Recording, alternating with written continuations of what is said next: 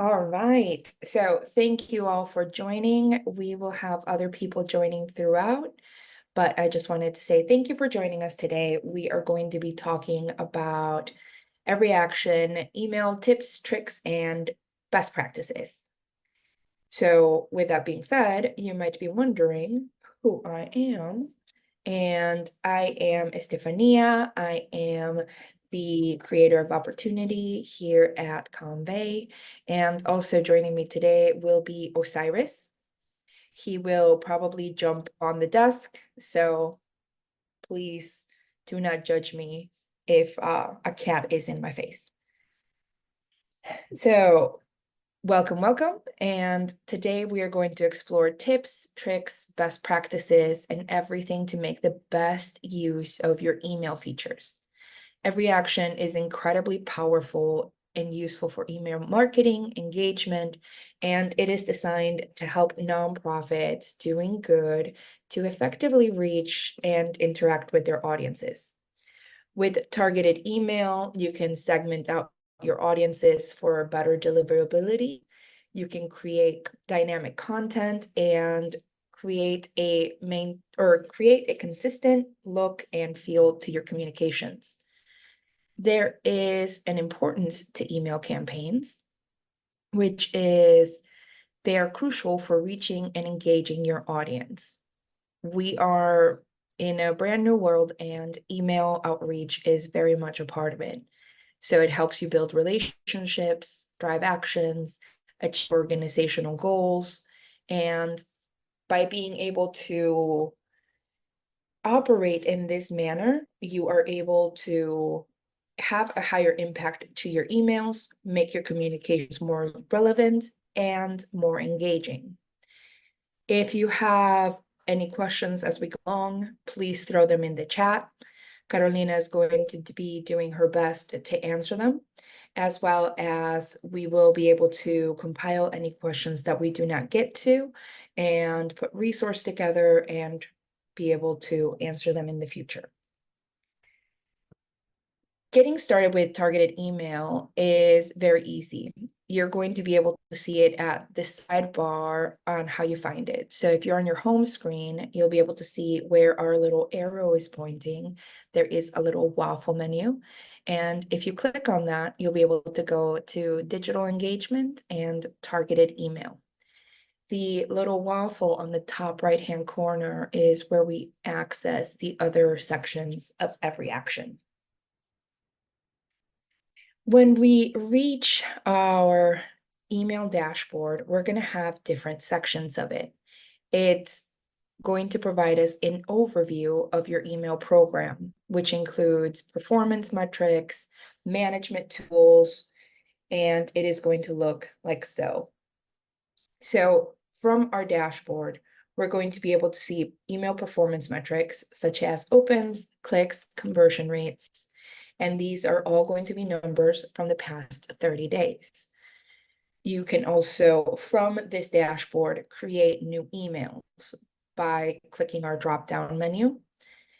You can create new emails, create series automation, create email groups, and this is all from the dashboard. We can also manage our series management by our email groups, and this allows us to manage email at different stages, such as drafts, which are going to be on a whole section of their own. You can see on here, there is 883 drafts. There's 45 series, and there is one pending email. Please don't take these numbers seriously because this is a sandbox. These numbers are not real. So when we continue to understand our dashboard, we are able to see more information. You can set up and edit your subscriptions. You can see your triggered emails, such as published, drafts, and deactivated. And you can also manage your pending and sent emails, as I mentioned. With your drafts, if you click down on it, you're going to be able to see different ones and create new email from existing or from scratch.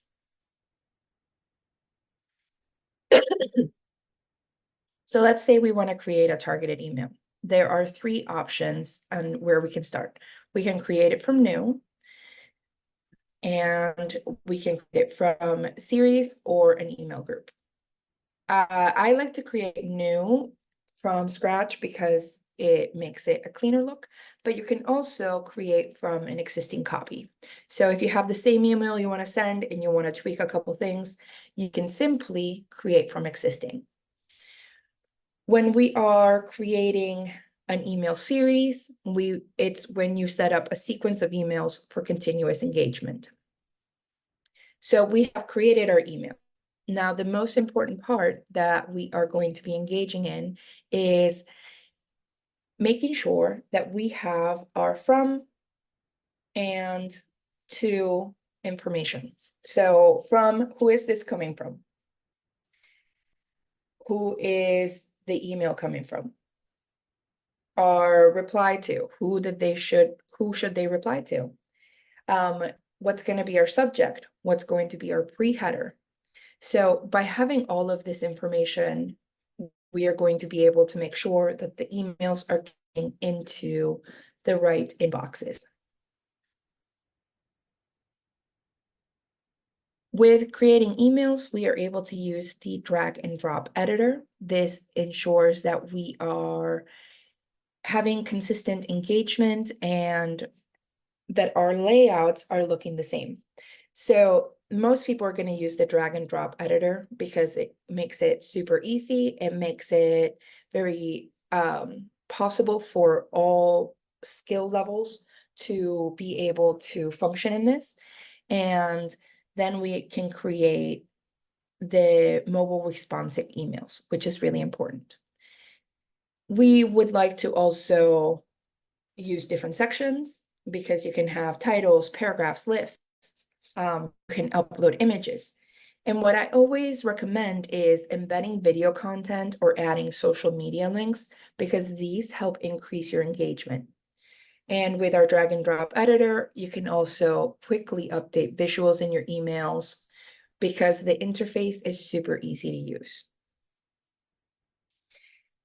When we are creating the emails, after we use the drag and drop email, additionally, we want to create a plain text message. The reason we want to do this is because it makes it more accessible for screen readers to pull out the content of your email and make sure that anyone that is using a screen reader is able to also get your content. If we use a classic editor, this is where you are using HTML. I don't know how many of you can recall the days back to MySpace and doing your own code, but if you do, have a little bit more HTML background before you dive in because it is going to allow you to create beautiful emails, but it's also going to be a little bit more complicated because you are able to use CSS and HTML, and it makes it a little bit harder for everyone to make edits. But if you're familiar with it, go forth and prosper. With creating our classic editors and accessing this code, you're also able to create really, really detailed templates. However, if you prefer the classic editor with drag and drop, that's not a problem. You're also able to create standardized content and themes from your library. With themes, it helps create a theme that is consistent across your emails, such as the colors, the logos, the font, and general layout. From the outset, EveryAction is going to be able to provide you various themes that you can customize to upload your branding, and it makes it very easy. With reusable elements that we can also find here, we are able to see that you can create headers or footers or buttons that you want to look in a very specific way, and they'll be able to streamline your email content process. You can save these components for use in the future, so you don't have to keep recreating them. Such as you want your footer to always have all of your social media presets with very specific social media logos. You can do that from here. And I have an example here for if you want to start writing your own HTML code for the color you want to use, for the font size, the line height, and your content here. So it starts like that with brackets and all the good fun stuff. And if you use one of the basic templates, this is what they start off looking like. So now that we have ventured into creating our email, we have personalization. We are able to ensure personalization with every email, such as with the mandatory fields. Disclaimers, organization address, unsubscribe. These are the things that all of our emails must have. These are not questionable. All of our emails must have them for compliance. But we can use merge fields to make them more personalized. You can have a significant improvement in your unsubscribe rates if you make them personalized. And also it can help you with your open rates. Because if you have in the subject line, hi, or this email is for Christine, and it's right in the subject line, she's more likely to open it because she knows it's for her. And with dynamic content, it allows us to have other email elements that change based on the recipient's data and behavior. And this type of content makes your emails way more relevant to each recipient because you're able to cite whether they have gone to other events or they have supported a cause in the past. By using these behavioral triggers, you're able to make them way more specific and increases your rates overall. And you're able to generate emails that people will not only engage with, but they will remember and share. So if we want to implement this conditional content, we want to create personalized messages. So you can do it through location, membership, donation, event participation, or engagement level. So for example, you can use if statements such as if the state or province of New Hampshire for a chapter. And by using these if statements, you are able to really narrow down if you have this information. And you're able to build these conditional statements more complex. So it'll say friend, or it'll say name or friend if you don't have the name. So you always want to add the alternative. Along with making them more personalized, we can also use smart links. So smart links gives us access to pre-filling out forms. We've all done the Act Blue where it tells you to remember information for future, and it's along the same line where it'll pre-fill out forms with the recipient data, which makes it easier for them to interact because most of their stuff is already in there. So it's easy for them to simply click. And with smart links, we are also able to suggest donation amounts based on their past contributions and interactions. So you're not suggesting an outlandish donation amount for someone who's only donated an average of $10 in the past. So it makes it way more likely that people will engage. Once we have all that information, we move on to managing recipients. So we want to know who's getting our emails. We want to make sure people are subscribed. That is a very big deal to keeping a nice, clean list. We want to create targeted segments for more effective email campaigns. And we want to exclude low performing addresses and or specific domains. there are certain domains that are always going to be a little harder to reach, and from your performance, you'll be able to see that. And this will allow you to refine your audience for better engagement by excluding them, because it'll increase your open rates. And by increasing these open rates, you start to form a higher engagement trend. So if we want to calculate recipient counts, we have active. So these are the number of subscribed email addresses that will receive your email. Opted out is anyone that has unsubscribed and they won't receive your emails.